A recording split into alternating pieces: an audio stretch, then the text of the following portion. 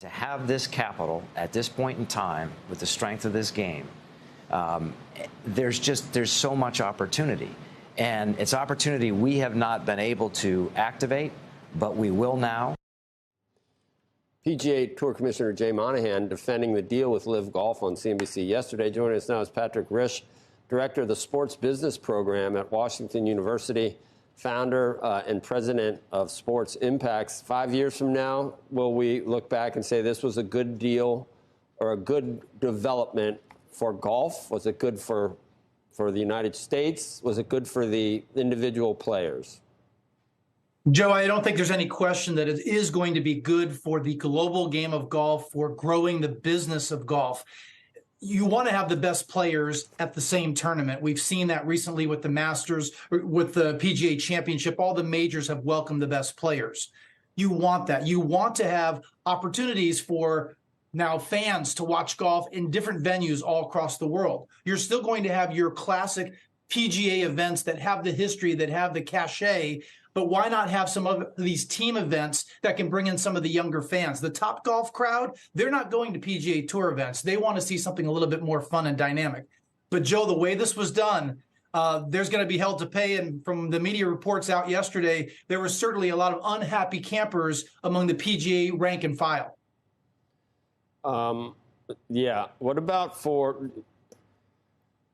mean, the cat was out of the bag once LIV did that, and you started seeing the money flow to, for example, Phil or some of the other players, and then the litigation on both sides. So then there was no way to put the genie, as we say, or there's no way to put the toothpaste back in the tube. So maybe something like this had to happen, but as you say, it's messy.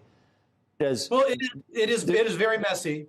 Those guys get to keep that? Do they get to keep all that? And does that mean Tiger could have gotten $800 million and he could have kept that? So he never gets that now. I mean, Tiger's doing pretty well.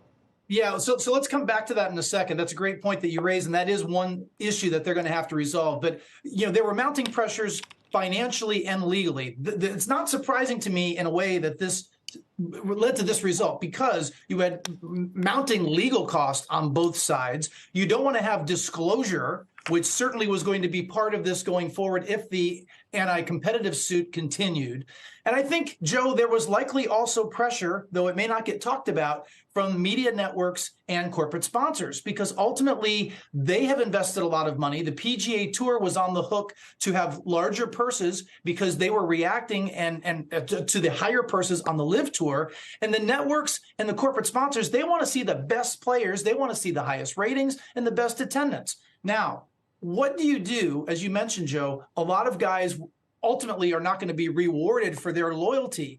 And I'm not worried so much about the Rory McIlroys, the Justin Thomases, the Colin Morikawas, who are all doing extremely well financially. But there are other rank and file guys that could have gone to LIV. And we see that there are some that did, guys like Kevin Na and Harold Varner III. There are plenty of guys in the PGA Tour that could have taken that leap, but they didn't. And so how will Jay Monahan, how will they be compensated for that? That is going to be a tricky step going forward for them. Yeah.